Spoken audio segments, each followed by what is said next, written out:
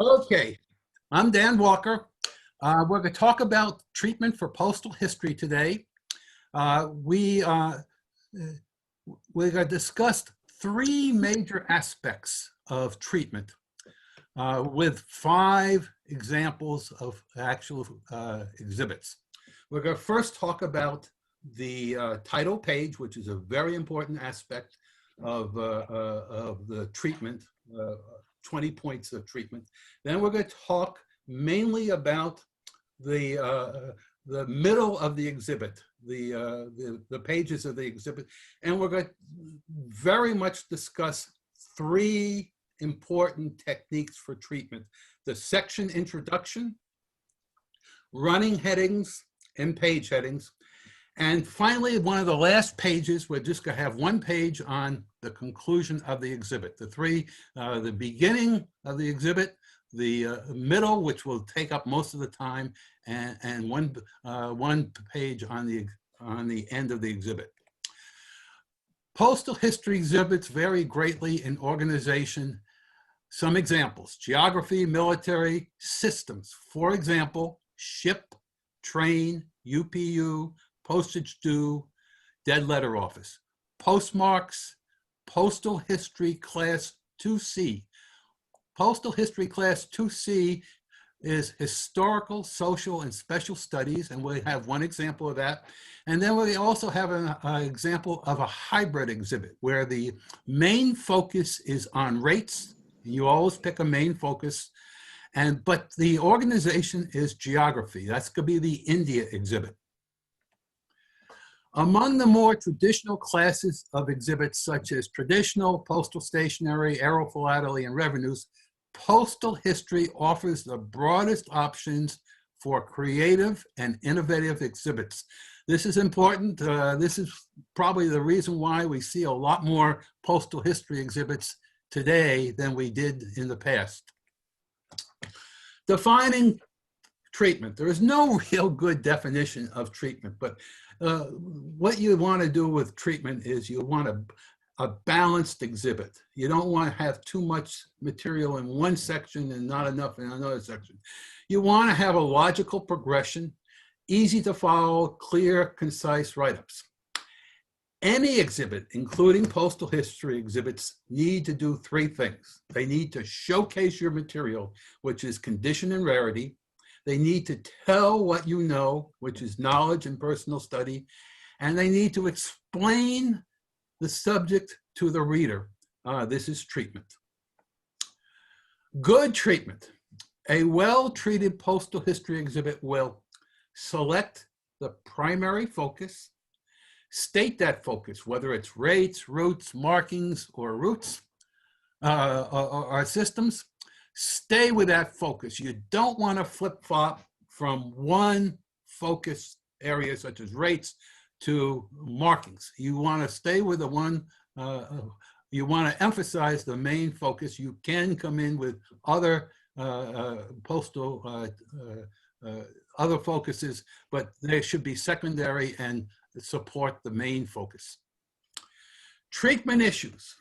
Too often, the exhibitor problem is the exhibitor knows the material too well and makes the assumption that everyone knows as much as the exhibitor. To overcome this, you need background or context information is needed. Missing information confuses the readers and the judges alike. Importance of the title page. The title page, you have to state the purpose of the exhibit. The purpose of this exhibit is, I love to see that phrase when you're looking at the title page. The scope, when it started, when it ended, and we'll give a number of examples of scope statements, including just a simple one of dates, but also a number of other examples. The outline or the plan of the exhibit, the structure of the exhibit. Background or context information. I've added this myself because I think it's very important in a postal history exhibit. And you want references that are available and if at all possible in English, including personal research references. I have seen references in postal history exhibits that say correspondence with knowledgeable collectors. Well, that's not very helpful to the reader. That doesn't provide any information.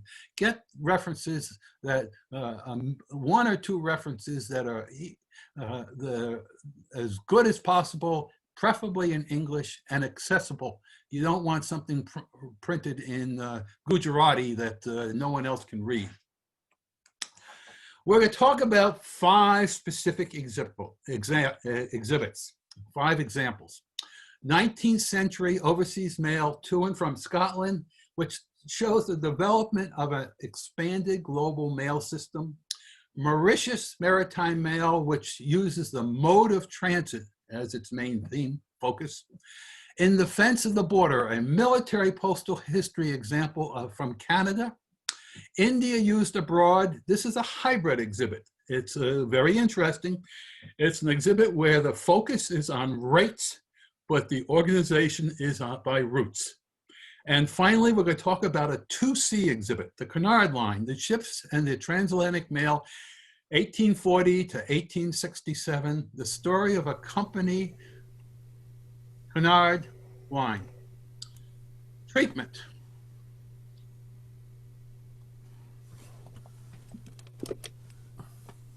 Focus. Define which, I don't know why I'm getting an echo, but define which postal history aspect, rates, routes, markings, or systems is the theme of the exhibit. Scope needs to clearly and logically be stated. Subject development needs to match the set scope. And this is very important. Treatment represents 20 points in scoring a postal history exhibit. This 20 points is totally within the control of the exhibitor and represents no cost, 0 cost. The focus. Postal history aspects which are assessed by the judges: rates, routes, markings, and systems. These are the main focus areas that the judges look at. A good exhibit develops one of these aspects as the dominant and unifying factor. It will discuss a secondary aspect when it is appropriate. An exhibit will lose points if the focus flip-flops from one aspect to another. Scope. Any of the following can set the scope of an exhibit or a combination of more than one. I am going to give one example from an exhibit where there's 3 scope exhibits, or good scope exhibits. How well the exhibit sets the starting and ending dates of the exhibit.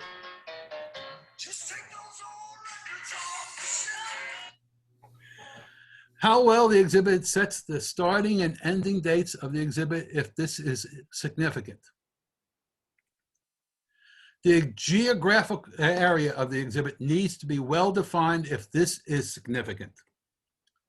The jurisdiction has to be set: government postal system, private enterprise postal system, or military postal system.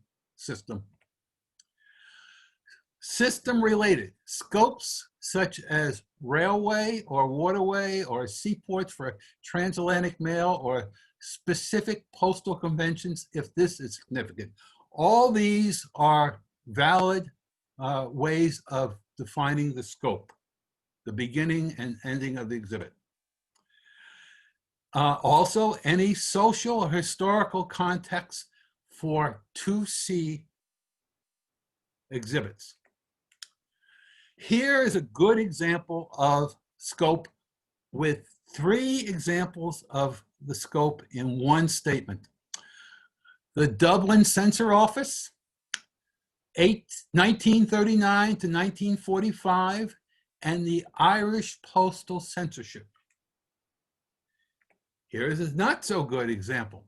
Official mail and correspondence with exemption rate frankings, a study of official mail and officially reduced postage rates, covers, telegrams, special forms, stamps, cancellations, and official frankings. When does it start? When does it end? What is it? Is it covers? Is it telegraph forms? Is it special forms? Is it stamps? Is it official mail? Is it exemption rates? You don't know. So this is not a good example of a rate study, of scope. Subject development, section balance. Each section of the exhibit, each chapter of the exhibit should be logically based on the exhibit subject. Size appropriate to the exhibit subject. Sections that have too much or not enough material to properly explain the subject should lose points. Organization and sequence, the plan. The organization reflects the primary focus of the exhibit. If you're talking about rates, you want an organization and sequence that develops the rates. Sequence clearly defined, if not chronological. If you don't do it on a chronological basis, make sure you clearly define how you're going to do, how you're going to organize and sequence the exhibit. No unexplained gaps. If you're doing postal history of British Guiana from pre-adhesive to the sailing ships, you do not want to leave out the section on the cotton reels. Material selected. Adequate to explain the subject. Few or no redundant examples, including rarities. You don't want to, if you have 3 of the only known examples of a important postal rate, you want to show the best one unless number 2 or number 3 is significant for some other reason. Here is where points will be deducted if important items are not present. First example that we're going to talk about is an exhibit on organized by geographical destination. It's Scotland, 1801 to 1879. Here's the title page. This is a mail to and from Scotland, geographic destination. The focus is development of expanded global mail system. When the beginning and end is from 1801 to 1879. 3 major geographic areas: transatlantic mail, European mail, and Africa and Eastern mail. The balance is with 6 specific areas, such as British, North America, United States, West Indies.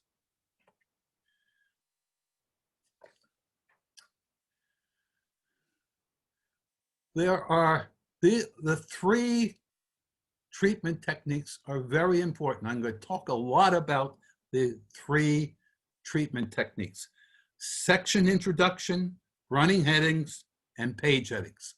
Section introductions provides the navigational detail for each chapter. You put that at the beginning of a chapter and it creates a visual that a new chapter is starting. Keeps the title page simple. You have a paragraph where information is put throughout the exhibit as each chapter starts, and that keeps the title page reduces the amount of information you have to put in the title page. Details within section headings are kept off the title page. You can reduce your plan by putting the sections in the section headings. Space for explanations of how and why, not just what you will see. The section introductions, the paragraph that begins a chapter or a section, will give you the space to explain how and why, as well as what you will see. Each time a page from a chapter appears, you want to put the running heading on that page. This running heading defines where you are in your exhibit, where you are in your storyline. Many judges look at the title page, then go look at the last page, and then they go someplace in the middle of the exhibit to figure out where they are in the exhibit. Can they figure out where they are, or do they get confused and lost? The running headings provide that that roadmap to explain your exhibit. Finally, each page should have a page heading. And the page heading states what's on the page.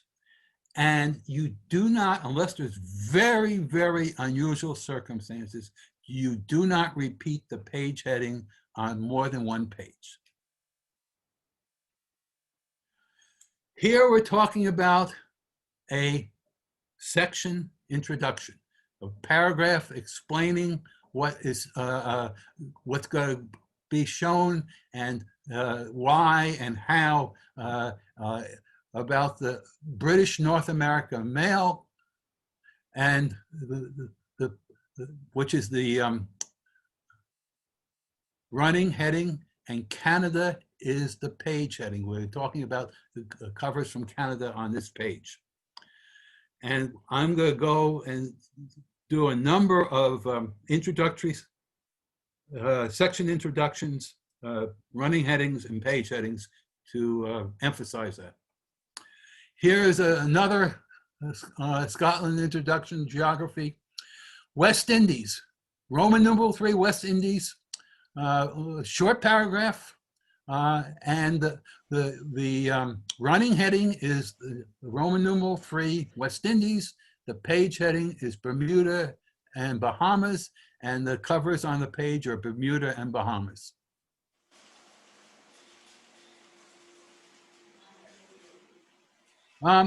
The second example that we're going to show is Mauritius, and we're going to talk about the mode of transportation or transit. Here's the title page. Mauritius Maritime Mail, the focus, development of Mauritius mail by mode of transit. 1816 to 1933. We start out, the sequence is private ships, ship letters, packet mail, contact steamer service. It ends in 1933 when ships no longer are required to handle the mail. The map at the bottom of the page shows you why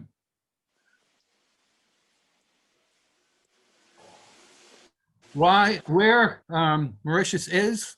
And notice we're going to talk a lot about the maps. This map has very, very few points of interest. It's a simple map. I don't know if it's hand-drawn. It's probably not hand-drawn, but the routes are hand-drawn on the map.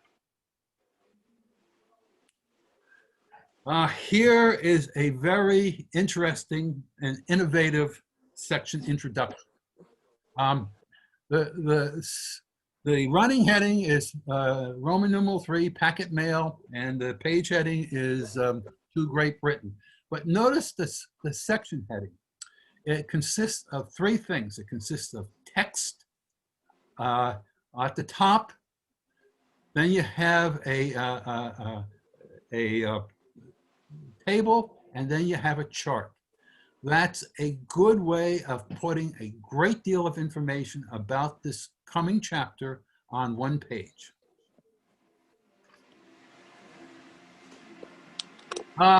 Another section heading, contracted steamship services at the top of the page. And again, notice that the exhibitor uses a hand-drawn little map to explain the route of this experimental feeder service from Reunion. What happened was we're studying Mauritius, but the mail started at Reunion. Mauritius was just developed, just taken over as a British colony, and the ship from Reunion stopped at Mauritius, picked up the mail on this experimental voyage, and took it to Aden, Suez, and on to Europe. This is just an ordinary page. This is what you'll see in most of the pages in an exhibit will be like this page. The running heading is Roman numeral 4, contracted steamship service. The page heading is to France. It starts off with a nice little table, rate table, and it has two just covers that advance the story and the sort of the nuts and bolts of virtually every postal history exhibit.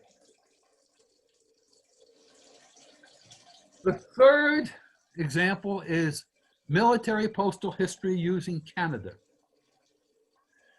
Here's the title page. Military postal history organized by military events in 4 military significant time periods of Canada history. Canadian military mail, Canadian development largely influenced by its military actions. The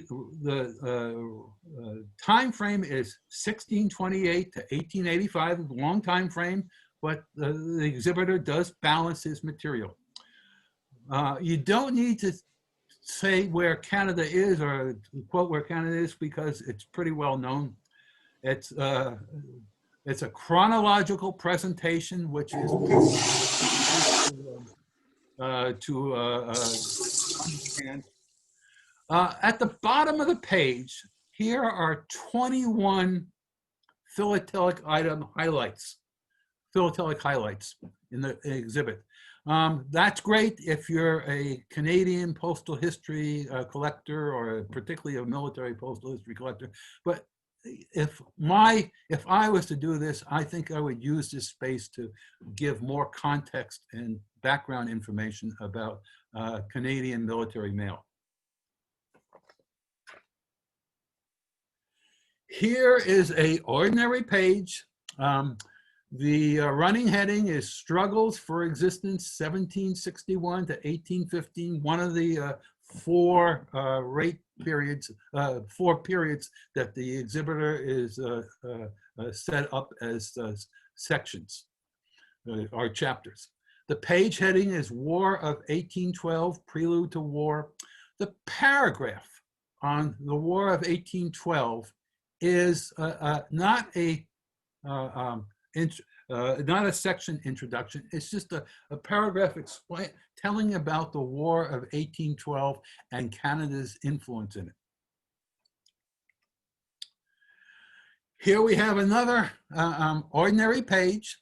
The running heading is towards a permanent force, 1866 to 1885. The page heading is Riel Rebellion. The background information paragraph is again not a section introduction, but it is background information on the Riel Rebellion. And the map again is not detailed. It mainly shows the routes that are important about this section of the this Riel Rebellion. And it's a good ordinary page that the type of page you see a lot in an exhibit. The fourth exhibit is a hybrid exhibit. And by hybrid, we say it's a hybrid exhibit because the focus is on rates, but the organization is by routes. This is the title page. This is an interesting title page. It shows that it's Victorian outgoing Indian mail. The period is clearly stated 1854 to 1879.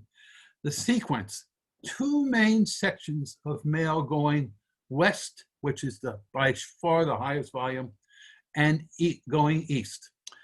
Normally you would expect the exhibit to be going west from India and going east from India. But the that would really mess up the balance because there's much more going west from India than going east from India. So the exhibitor has innovated. And what does he say? The balance defined creatively. The going west is west of Suez. That's what he says in his detailed plan here, west of Suez. And going east is east of Alexandria, Virginia. And what does that do? It gives him room to put in Egypt on the east side, Turkey and Europe, Aden, Mauritius, Reunion, Cape of Good Hope, as well as Hong Kong and China, Strait settlements, Australia, New Zealand, Japan, and even the rare cover going from India east through San Francisco often, or Vancouver, British Columbia, to the United States.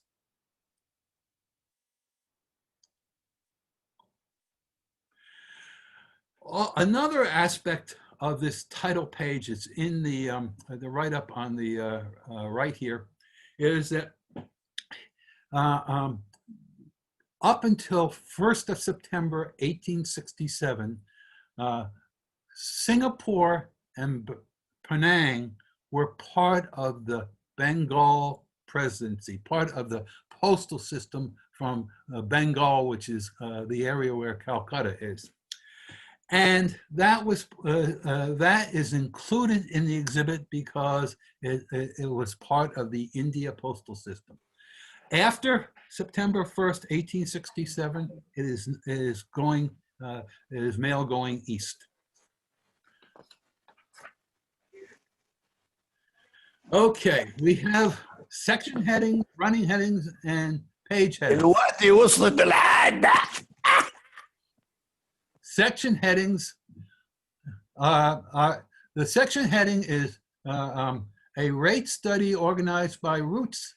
The section introduced is explained by use of text and a hand-drawn map, but only the details that advance the storyline are shown on the map. This exhibitor uses both the text and a map to write his section introductions. The running heading is 6 anna rate for a 1/4 ounce piece of mail. It's going to be part of every page in this chapter or section.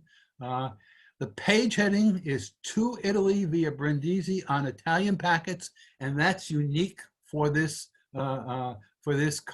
this page. Why double pages? The double pages allow long covers like the one in the upper left to be displayed horizontally rather than slanted or vertically. Many viewers and judges don't like to see vertical or slanted covers. More material and write-up can be fit on a double page. The presentation is much more pleasing. Double page and section heading. Here we have a double page and section heading where the running heading is Roman numeral 1C via Trieste. The section introductions is with text and hand-drawn map on the left side of the page, which is a normal place where you would expect a section introduction. Note the highlighted cover in the upper right with a red border and a small yellow border around it, with the rarity statement in red. The item stands out without using a lot of white space or distractions. I'm probably one of the reasons why the exhibitor finally ended up doing this is that when I've judged this exhibit in America a number of times, it was hard to pick out his rarer items, his rarer postal history items. So this is the method he devised to to highlight his rarer items, which I think is a good presentation technique. Now we have section introduction starts at the right. Flexible. The double pages provide flexibility. You can have section introductions on the right side as well as the left side on a double page. Probably could have it on the bottom of the right side if you really got stuck, but it's much better to have it on the top. Retains running and page headings like 2 single pages. So you're basically looking at almost 2 single pages, but you're getting a lot more information on the page. Avoid monotonous layout. What we have here is 5 covers, a section introduction, a map on a double page. A great deal of material. It's still flexible, avoids the railroad track monotonous appearance that we comment on as judges in some exhibits. It's a good exhibit technique. Double pages really help in this instance. The 5th example, the final example, is the Kennard line. It's a 2C exhibit, historical and social study.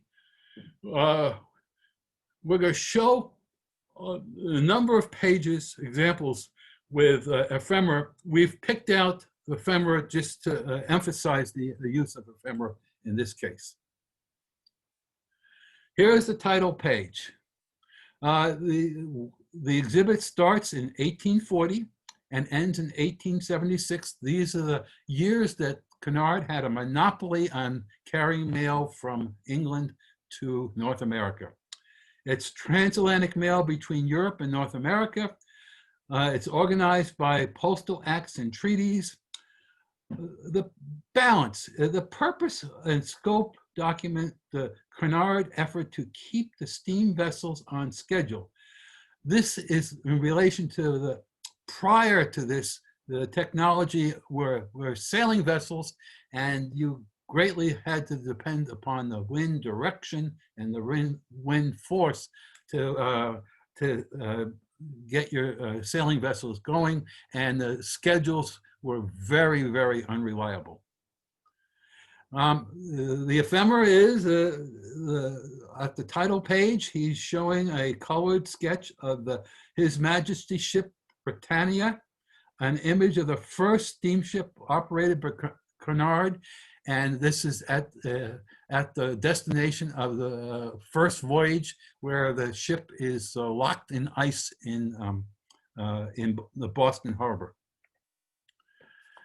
Here is the second page of the exhibit, the inaugural voyage. The top cover shows a forerunner. This is a sailing ship that took 30 days from London to Canada with a complex British-Canadian rate. The lower cover is the first Kennard sailing Liverpool to Boston, 15 days by steamship with a less complex rate. Here's the first ephemera page, a newspaper report. A newspaper is dated 27 July 1840, and, which is the actual date that the ship, the first voyage, came into Boston, and the exhibitor overlays the ephemera, the map, the newspaper, with excerpts from the newspaper that you can actually read as a viewer or a judge. In the lower right-hand corner, there is a small image of a commemorative cup presented to Kennard in Boston on 27 July 1840, the day he arrived. And now that cup is on display in the Queen Mary II. This is showing the flexibility you have with a 2C exhibit, and including ephemera. Here's another ephemera page. This is a bill of lading. It's an interesting bill of lading. The bill of lading is for 1 box of gold, dated 6 January 1856. The one box was worth $20,000 in 1856, and the freight rate was $75. The running heading is above the line. The running heading is two sections: general cargo and Cunard Line did not only carry mail and passengers. The page heading, original bill of lading, 6 January 1856 for one box of gold worth $20,000. This is, again, an innovative way of getting your running headings and your page headings on the page. There is a social aspects. There is a period line drawing of the master of the ship Persia, who was named on the bill of lading. So he uses the two ephemera items on this page to develop his postal history story. The box of gold, just out of interest, was on its way to J.P. Morgan in New York. Here is another ephemera page. It's an advertising flyer from July 1857 that was sent to prospective customers with schedules, special freight requirements, passenger rates, and services. And the exhibitor on the left pulls out some interesting information to describe the what was in the flyer. Here is a page where the exhibitor uses maps to explain his exhibit. This is an exhibit of interrupted mail. Above the line, he's taking US-UK Treaty of 1849 to 1867, and he fades it. It's not in bold text. And then also, as part of the running heading, is interrupted mail 1851 and 1863. Below the line, he is giving the page heading, which is the Africa ran aground, and then a second ship disabled off Cape Race. And he uses, again, small, non-cluttered, hand-drawn maps with just the important information about the disrupted voyages of these ships. Here, the use of postal marking scans. Running heading above the line, US-UK Treaty of 1849 to 1867. Again, it's faded. But also the cross-border mail, Canada, 1849 and 1857. That is the not faded. The back stamps of the page heading below the line says carried on Cunard vessels between Canada and US. What happened was that the Cunard vessels would go from England to Nova Scotia and then down to Boston and New York, and then come back from New York to Boston to Nova Scotia on to England. And the US and Canada allowed mail to be traveled between Canada and the US on this voyage. So the exhibitor has picked two covers to describe this, one going from Nova Scotia, from New York to Nova Scotia, and one going from New York to Nova Scotia. And subtly, he says each of the two covers have the first stamp of the US and the first stamp of Nova Scotia. It doesn't say that they're rare covers or anything about the stamps to convey a rarity, but the message is probably there to the judges and the viewers. It's two nice covers to describe his the cross-border mail. Conclusion page. This is the only time we're going to talk about conclusion page, because the conclusion page is heavily dependent upon, is basically dependent upon what storyline you're telling. This is the page with the end of the monopoly as the running heading. And the page heading says Cunard last sailings, final westbound voyage of the Cuba to Boston, and the final westbound voyage of the Persia to New York. This ended a Cunard 27-year monopoly on British mail to North America. Cunard continued to compete, but it was no longer a monopoly. So this is a excellent, the last voyages is an excellent way of concluding the exhibit. It's special aspects that dictate the ending in virtually every case. Going to go over the treatment seminar. Page title, you want to state the purpose, define the scope, outline, which is the plan of the exhibit, background information, and references, including personal research. You want to set the primary focus, rates, routes, markings, or systems. State that focus in the exhibit and stay with that focus. Do not flip-flop. 3 important things about most of the pages in the exhibit. You want to have a section introduction on each section or chapter of the exhibit. You want to have the running heading repeated on each page of that section heading or section or chapter. And you want to have unique page heading on each of the pages of the exhibit telling what's on the page. You want to use maps that are mainly hand-drawn or and simple with only the points of interest shown. And you want to end the exhibit with a conclusion page, which is logical to the exhibit. I want to thank the 5 exhibitors who helped us with examples. Kathy Johnson did the Scotland and the Mauritius.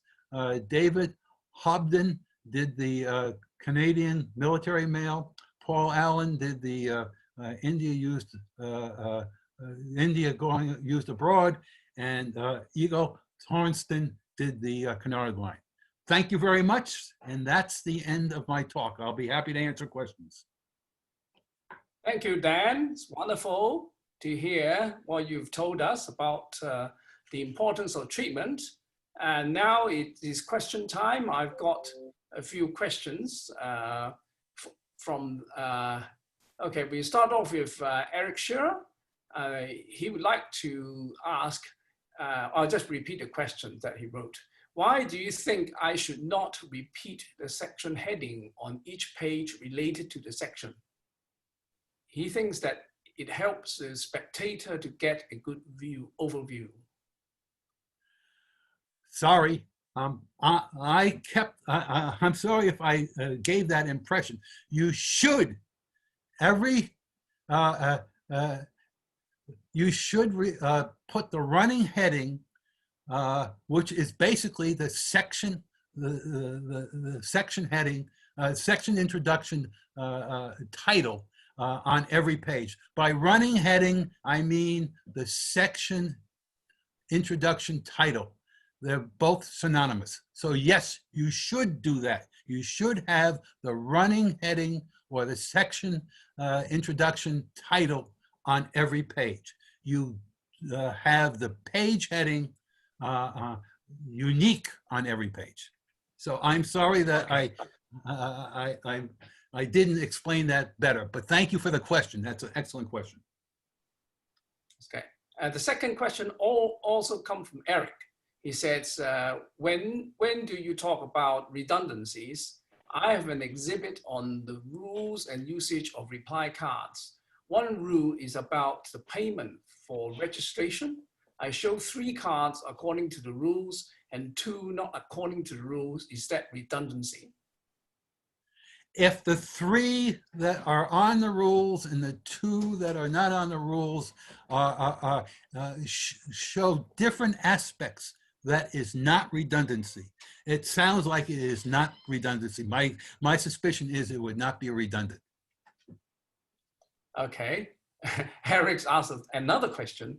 Which items to highlight on rarity? I have highly rare items which are not particularly rarities in the context of the topic of the exhibit or the chapter. So how should I highlight those? For example, I show a reply card uprated for registration. Section is on this topic. The card is the only known overprint card from the Anglo-French occupation in Togo ever used back. But this fact does not refer to the topic of the exhibit. You should not treat that as a special item. It's okay to, in the write-up of that cover, to talk about why it's special, but do not highlight it because it's not the main focus of the exhibit. Only highlight the rare items where you're talking about the main focus of the exhibit, and downplay. It's okay to explain it, but do it in the section, the write-up that you're talking about the cover. Right. This one is from Ari Mohanan. The exhibitor should be punished twice. Same mistake.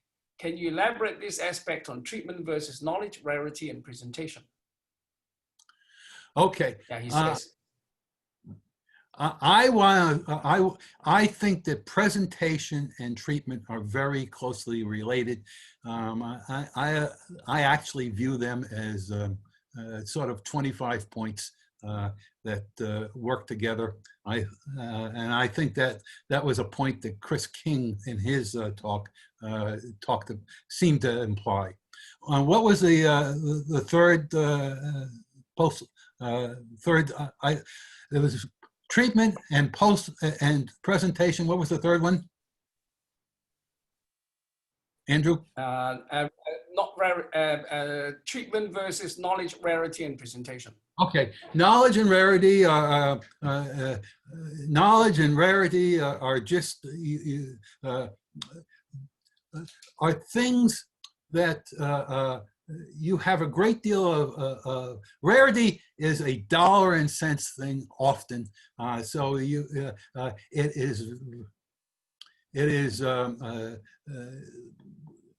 is much better explained by Henrik's original talk, and the knowledge and personal study will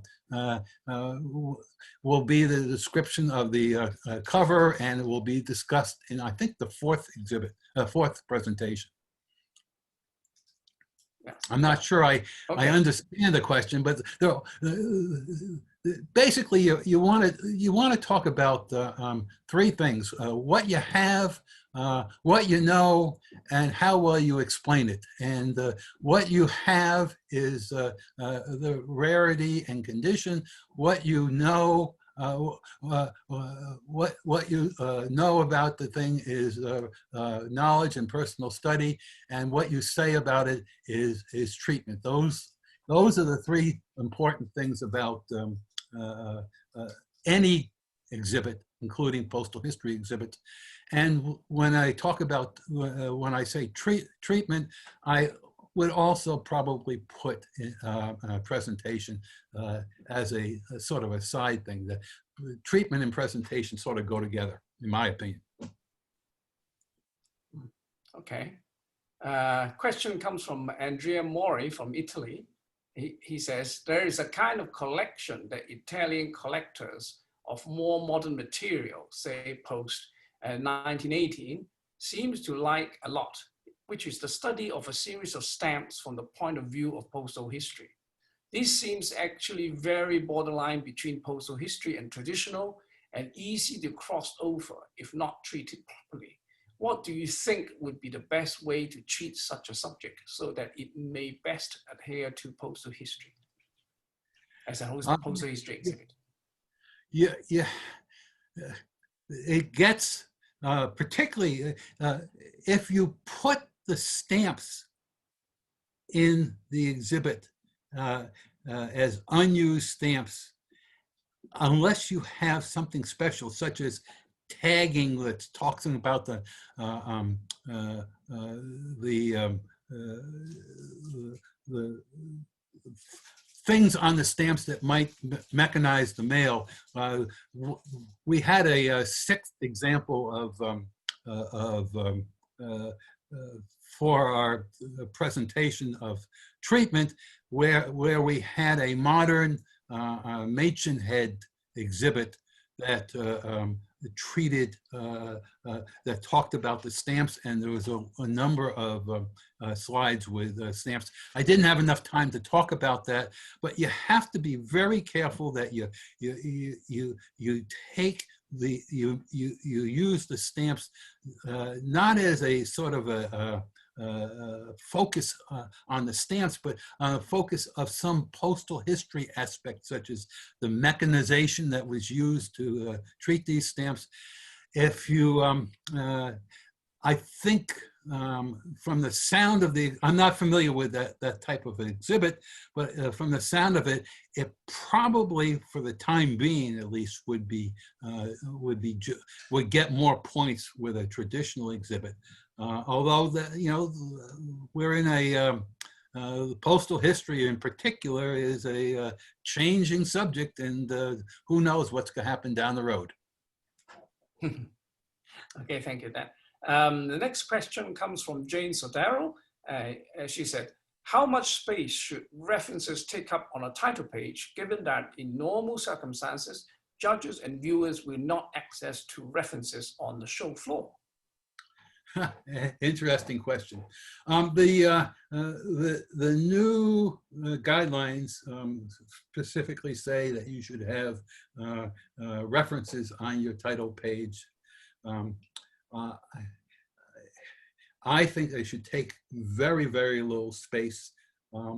In fact, most of the examples that I used, the title pages, I didn't mention this, but most of the title pages that I showed did not have references. I'm not sure any of the pages had references, and they all achieved good awards. So the answer is minimize the references to the best you can, and I like to keep it down to one reference that is available, preferably in English. And if you did an article yourself that is the best article for your subject, put that in. In America, most of the time you see the references in the synopsis page. That's still not the way that they do it at FIP. So put the references there, try and minimize as much as possible. Okay, the next question comes from Rex Dixon. He said, how would you modify what you have been saying for one frame exhibit? I think the one frame exhibit, the main thing that you have to concentrate on is getting a subject that really fits on 16 normal pages. And you have to develop that subject in a very short time with a very limited amount of material that is not a part of a much larger exhibit subject. I think the techniques, some of the major techniques, such as what you put on the title page, the purpose of the exhibit, the scope of the exhibit, the plan of the exhibit, the background information, and maybe the reference, one or two references is important, but also you could still have section headings in a one frame exhibit, and the running headings and the page headings, get those in. And if you have maps, have the maps be relatively small, because you're dealing with a small amount of space. So I think the subjects that we talked about still pertain to a one-frame exhibit, but you just have to have a very limited subject and use your space very effectively. Okay. The next question comes from Rajesh Panani. He says, in an exhibit of large covers, for example, Parcel Post, are large covers accepted? Do you need to be specifically mentioned in the title page, even though it is obvious? No, you don't need to specifically mention in the title page. And I love large covers because large covers are not of interest to many postal historians, and I love them because they show so much about the exhibit. So continue, use large covers. Double pages are wonderful for showing large covers, and I think it's you don't need to mention it in the thing because it's obvious that the covers are large. Don't try and put large covers on single pages though, because that just wastes a lot of space, and you try not to have covers that are overlapping on one page or vertical rather than horizontal. Okay. The next question is again from Ari. He said, I would like to hear your opinion on what is the difference between Class 2C and open class. If it doesn't fit in Class 2C, it's open class, I guess is my opinion. Open class doesn't have to be postal history. It doesn't have to be postal history either. So 2C is historical, social, and special studies, and it's postal history. Open class can be anything, it can be a lot of things, and I'm not sure there's a set definition at this time, but if it's postal history, you have a good shot at getting it as part of 2C if it discusses historical, social, or a special study. Good, right. Any more questions? Yes, oh, yes. Yes, there's a question from Hugh Amore. What is the limit on ephemera in a 2C exhibit? There is no limit. You as the exhibitor make a decision. There is no percentages. If you've heard of percentages in the past, just disregard that. It's just you make up your decision. You make up your mind what is good to advance your exhibit. You still want the philatelic aspects to dominate. I showed a lot of, in the final canard line, I showed a lot of ephemera, much higher percentage than would of ephemera versus non-ephemera pages than would appear in an actual exhibit. So there is no definitive answer, and I hope they'll never come up with a definitive answer. Let the exhibitor make his own decisions. Okay. Next question comes from Nadia Said. How many rare covers allowed with red borders in each frame? I think that you have to really be very careful about that. If I see more than 3 or 4 in a frame, I begin to wonder whether what happens is if you have a lot of if you're showing a lot of highlighted rare covers, you sort of reduce the importance of the covers. So at most, I would say 3 or 4, possibly 5 in some frames. But if you have every frame 3 or 4 covers or 5 covers, I think you're probably overdoing it. So again, use your best judgment. Remember that the more highlighted covers you put in, the less significant a highlighted cover is. Yes, the next question comes from Howard Wunderlich. He says, how would you deal with an item that is larger than a double page in both directions? I've seen people with revenue exhibits have stiff pages that cover four frames, square box of 4 frames. I've seen people that instruct the person putting up an exhibit in a international show that has that expands more than one on one cover, one page or one double page, where they have it folded over and they reduce. They leave room on either side or the top and bottom to show the other parts of the cover. It becomes very difficult particularly in a FIP postal history exhibit, to show something that is more than fits on a double page. You just have to be very careful. Try and get a page that takes up enough room that you can show it properly, if it's really that important. And if it's not really that important, the process of getting it to the show, making sure it's safe and not damaged, are all considerations that you have to go through when you have something very large.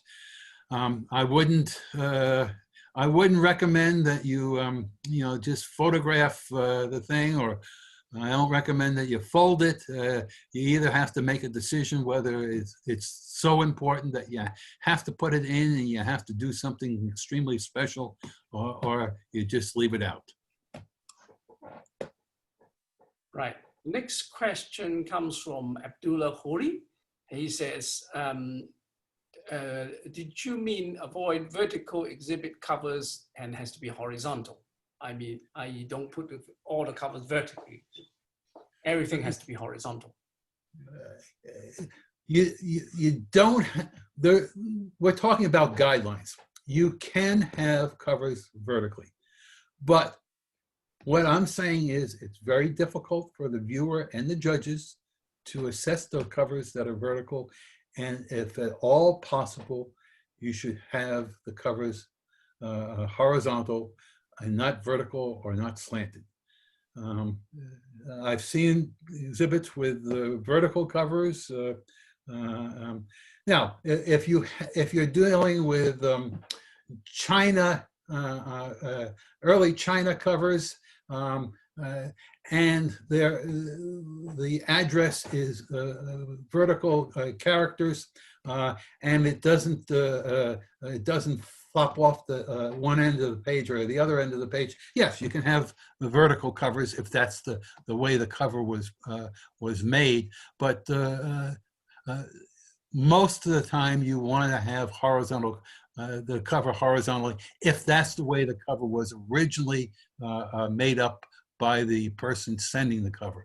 If it's a Chinese cover that is vertical originally and it fits on a page without overlapping onto another page, that's fine to have it vertical, but most of the time you want to have things horizontal. Okay, the next question comes from Mohan Chandran Nir. He says, is it necessary to list out the important materials in the title page? No, it is not. When I talked about the Canadian postal history, my personal opinion is that you should not list your important items on the title page. It doesn't do any good. When the exhibitor or the judge is into the exhibit, you want to have a way of drawing that person's attention to the important covers, clearly state why it's important, and not just say a unique cover. You have to tell why the cover is unique. but you don't put it on the title page. In my opinion, that's a waste of space on the title page. So I would not do that. I would not put any of the important covers on the title, reference the important covers on the title page. I would reference them in the exhibit and make sure they stand out so that the judges and viewers can see them. Okay, next questions come from Nadia Seb. He says, under the postal history class, if the cover bears a unique stamp, is it allowed to explain the rarity of the stamp on the page? Well, As Andrew mentioned, you can under the new guidelines, you can do it on a very, you don't want to highlight the thing. You want to do it on a maybe a separate sentence or two, but be careful about doing it too often. You're dealing with postal history. The traditional exhibit, the whole focus is on the stamp, and you don't want to get the judges thinking that maybe you have a traditional exhibit rather than a postal history exhibit. So the answer is yes, it's becoming more common to do it, but do it separately and away from the postal history aspects of the cover, and do not be flashy about it when you're talking about it. Just give some basic information. Okay, next question comes from Thomas. Regarding non-philatelic treatment in class 2C, what are the things that should be in focus? The things that should be in focus are basically the same things that are in focus in the normal postal history exhibit. You want to focus on rates, routes, markings, or the system, and choose one of those focuses and stick with it, both in 2C and in normal postal history exhibits. Okay, right. The next question comes from Ronald Watson. He said, I was advised to have my important items at eye level. How can one do this if the covers do not fit the chronological order of the display? I have no idea how you do that. I try and get my covers. If you're doing single page postal history exhibits, page number 7 is the most important. Page number 6 is very important. I try and get them at that location, as long as my storyline is still, I'm not messing up my storyline. But if you can't do it, what you have to do is you have to put your important covers. If you have the important cover down at the bottom of the page, bottom of the frame, you have to make sure that it's highlighted so that the judges can know that it's an important item. And if you have to do that, and you have a lot of important covers, if you have a really major important cover in a frame, plus other less important covers that you also want to highlight, just consider highlighting the more important cover that might be at the bottom of frame, in frame, what is it, 13, 14, 15, 13, 14, 15, and 16.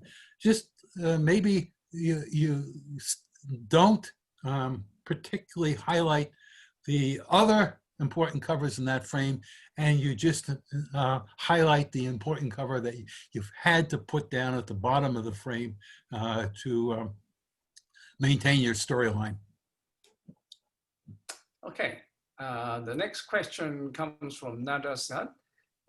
In the references, can we use auction houses catalogs, especially when they said only 1 or 2 recorded?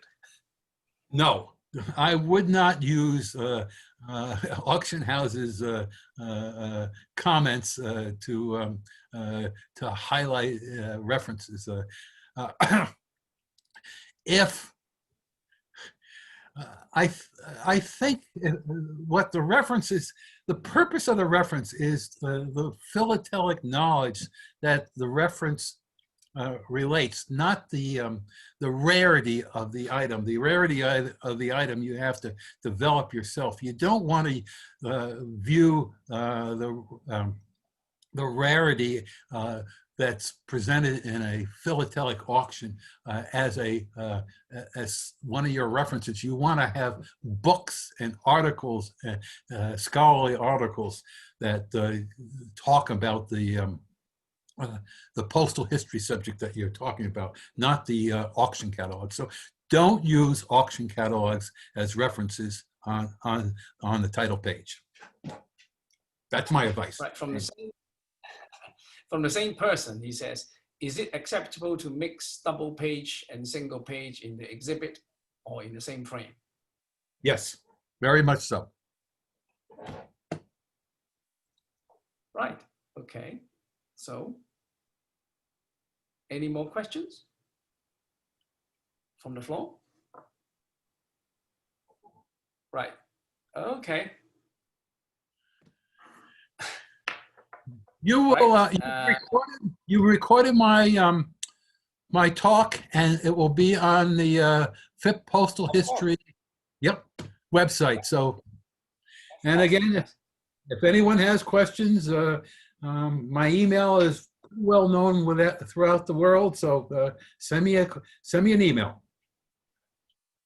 Yes. Okay. Thanks. If there are no more questions, I'd like to close the meeting by thanking Dan, for giving us just a wonderful talk and on treatment, which is obviously one of the very, very important criteria in judging, and whether you make or break your exhibit. And then, of course, I've got to thank the FIP for hosting the show, the show, and then of course Kelly and Dr. Prakop for bearing with us,